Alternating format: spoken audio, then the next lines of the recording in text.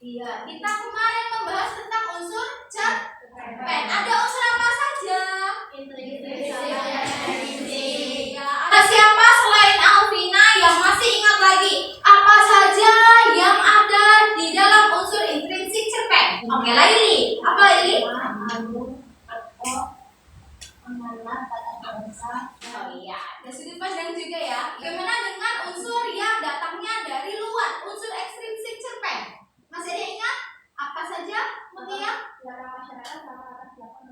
Selain unsur yang dibuat dan mempengaruhi cerita dari dalam, ada unsur dari luar yang mempengaruhi penulis kita dalam menuliskan ceritanya. Gitu ya, hal yang terjadi di sekitaran yang mempengaruhi dia akhirnya bisa menuliskan cerita itu unsur ekstrinsiknya. Nah, di hari ini kita masih akan meneruskan materi kita tentang cerpen, tapi kita berlanjut ke materi selanjutnya. Hari ini kita akan menganalisis struktur teks cerpen. Pembelajaran kita hari ini akan sangat bermanfaat ketika nanti kita menuliskan sebuah cerita. Jadi kita akan tahu bagaimana menempatkan bagian-bagian cerita itu dengan bagus, gitu, dengan tertata apik, karena kita mengetahui rangka tubuh yang harus dimiliki oleh ceritanya, sehingga cerita itu tidak terbuat dengan asal, tapi benar-benar dikonsep sesuai dengan rangka yang baik, yang jelas, maka ceritanya juga tersusun dengan baik. Sebelum ke pembelajarannya, Bu Rika akan menyampaikan dulu tujuan pembelajaran kita hari ini. Nah, setelah membaca teks cerpennya nanti dengan judul Doa yang Mengancam, kalian bisa untuk menganalisis struktur teks cerpen yang dibaca atau didengar dengan tepat dan penuh tanggung jawab. Ingat, berarti sikap tanggung jawab ini penting. Jadi penilaian sikap kalian. Yang kedua, menjelaskan alasan penentuan struktur teks cerpennya. Nah, jadi nanti tolong dikerjakan tugasnya dengan penuh tanggung jawab dan juga bisa disampaikan segala komentar kita dan argumentasi kita dengan santun, baik saat berkelompok ataupun nanti ketika ada presentasi. Sebelum kita lanjutkan, Rika mau tahu kemampuan awal kalian itu seperti apa. Nanti kalau Bu Rika bacakan pertanyaannya, kamu angkat menurut pengalaman kamu dan pemahaman kamu. Siap-siap tangannya, pegang dua kertasnya. Pertanyaan yang pertama, apakah kalian pernah membaca teks cerpen? Terima kasih, turunkan.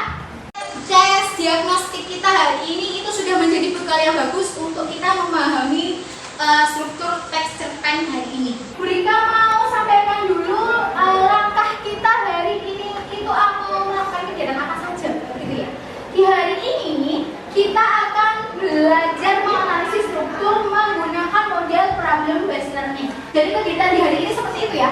Terorientasi pada masalah, kita kerjakan dan selesaikan masalahnya secara berkelompok, lalu kita berdiskusi untuk mencari kebenaran dari jawabannya, begitu ya. Untuk mengawali analisis kita pada hari ini, kita pancing dulu dengan sebuah video yang sudah Bu Rika siapkan.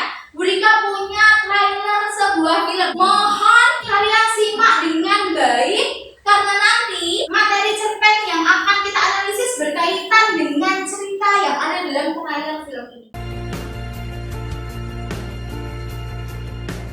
Busakah hati kecil ini? Pernahkah kalian menonton film ini? Belum ya? Baru lihat trailernya ini ya? Iya, jadi film ini sebenarnya adalah adaptasi dari sebuah cerpen. Nah, ini bisa menjadi inspirasi buat kalian juga ya, bahwa ternyata kita itu kalau menjadi penulis bisa berkembang jauh gitu loh. Dari cerita yang kita tulis ini bisa menjadi karya yang lain. Di cerita yang dibuat dari cerpen seperti ini, cerpen ini memiliki sebuah struktur seperti yang mereka bilang di awal tadi. Ada rangka, ada badan yang menyusun, mendirikan ceritanya sehingga bisa mengalir dari awal sampai akhir. Kalau kalian ingat di struktur teks-teks narasi yang dulu kita sudah pernah bahas di kelas 7 dan 8, tidak jauh berbeda sebenarnya dengan struktur teks cerpen ini, yaitu ada bagian pembukaannya, pengenalan ceritanya. Bagian apa kalau di cerita yang dulu, cerita narasi yang kita bahas sebelumnya? Ya, ada di bagian orientasi. Kemudian ada masalah yang mulai dimunculkan. Apa namanya kalau di cerita narasi yang kita pernah bahas di tahun sebelumnya? Komunikasi. Bagian penyelesaiannya ini apa nama strukturnya? Resolusi. Hari ini kita fokus pada 4 struktur teks cerpen. Ya, kita mengacu pada teori yang ini. Yang pertama apa? Ada orientasi. Di bagian orientasi namanya juga orientasi. Dari kata orient apa itu? Pengenalan. Karena orientasi itu tahap pengenalan ya. Maka di sini nanti bisa dikenalkan garis besar masalah yang dihadapi tokoh apa, mungkin bisa dicuplikan atau bisa dimasukkan di mana peristiwa ini terjadi, latar belakang tokoh seperti apa. Dan nanti struktur yang terakhir adalah bagian resolusinya. Apa ya kalau kita dengar kata resolusi? Iya, ada solusi atau tahap penyelesaian dari masalah diceritain. Jadi hari ini kita fokus untuk menganalisis 4 struktur ini ya. Bisa dipahami? Ya. Karena kalian penasaran maka kita akan cari tahu cerita ini. Tapi bukan dari filmnya. Kita analisis dari teks cerpen aslinya. Bu Rika akan bagi kalian ke dalam kelompok. Di kelompok 1 anggotanya ada Isma, kemudian Nita, Aisyah, Elva, dan Ica. Nanti kursi dan mejanya ada di sini. Silahkan duduk bersama dengan kelompoknya dalam 45 detik dari sekarang. Ada nama-nama kelompok yang sudah Bu Rika siapkan. Ini adalah nama cerpenis Indonesia. Kalian boleh pilih 1 dari 5 nama ini untuk masing-masing kelompok. Bu Rika akan bagikan pada kalian LKPD yang harus kita kerjakan berupa bagan pohon analisisnya ya. Setiap kelompok akan Bu Rika bagi 1. Nanti silahkan dikerjakan di sini analisis dari cerpen yang kita lakukan hari ini. Untuk mempermudah kalian dalam menganalisis struktur teksnya, kita perhatikan sama-sama langkah untuk menganalisis. Yang pertama, ketika kamu mau menganalisis cerpen, tolong baca cerpennya dengan cermat dan mendalam. Bu Rika beri waktu 20 menit untuk melakukan pekerjaan ini.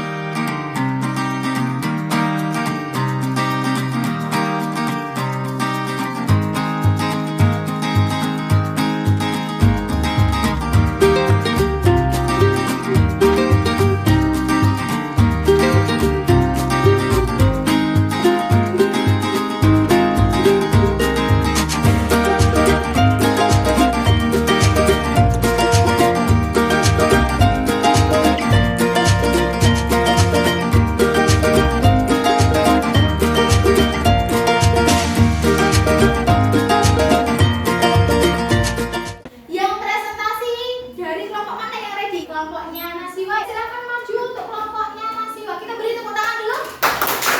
Yang lain fokus pada yang disampaikan oleh Nasiwa dan kita komentari sama-sama. Kalau kamu ada masukan bilang ya. Assalamualaikum warahmatullahi wabarakatuh. Kami dari kelompok Hamzat yang akan mempresentasikan struktur teks cerpen. Di dalam orientasi terdapat kutipan A. Argumentasinya penggalan cerpen di atas tergolong struktur bagian orientasi. Pada bagian ini disampaikan hal-hal yang berkaitan dengan latar tempat dan juga latar belakang tokoh. Memberikan komentar dari hasil presentasi kelompok Hamzat. Ada argumentasi yang nggak dikaitin sama isi cerita, mungkin bisa dikaitkan ke isi cerita. Oke. Bagian rangkaian peristiwa.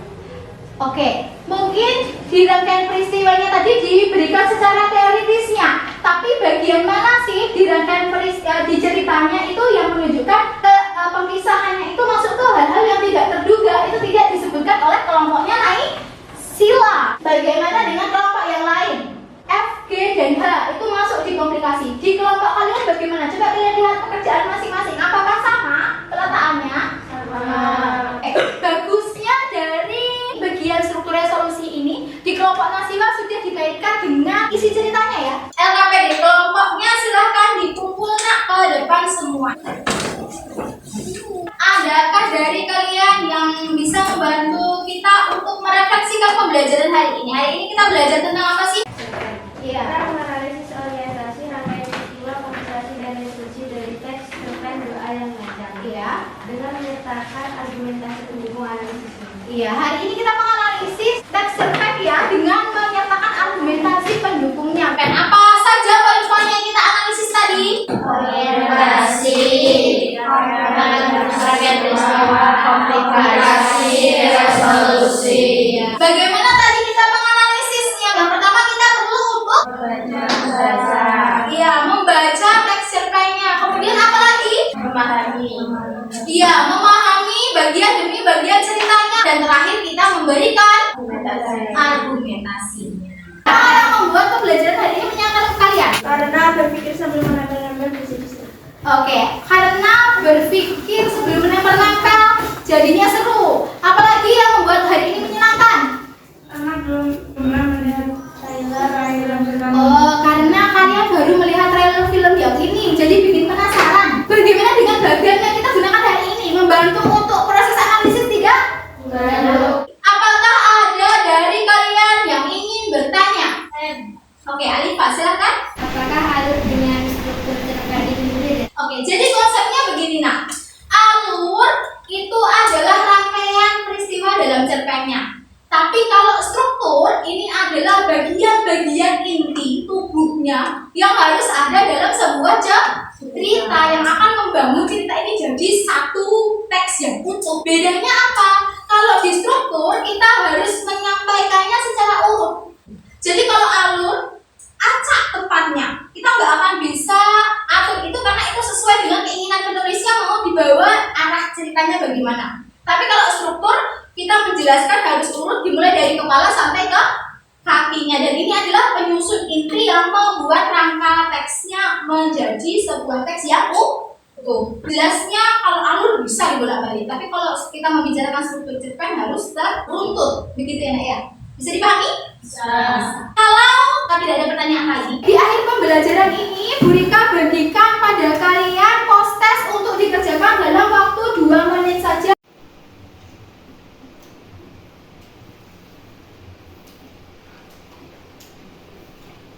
Bila sudah selesai, kumpulkan per kelompoknya. Jadikan satu langsung bawa ke Bu Rika. Meja nomor 3 saja, meja nomor 2 sudah, meja nomor 1 juga sudah. Terima kasih atas atensi dan kehadiran Solihahku semua kelas 9. Semoga pembelajaran kita hari ini bisa bermanfaat untuk kita semua dan bisa memotivasi kalian semuanya. Di pertemuan selanjutnya nanti nak kita akan meneruskan materi kita pada kaidah kebahasaan dari teks cerpen. Kalian bisa mulai belajar tentang itu. Nanti kita bahas untuk pertemuan selanjutnya. Untuk mengakhiri pembelajaran hari ini, kita tutup dengan ucapan hamdalah bersama-sama.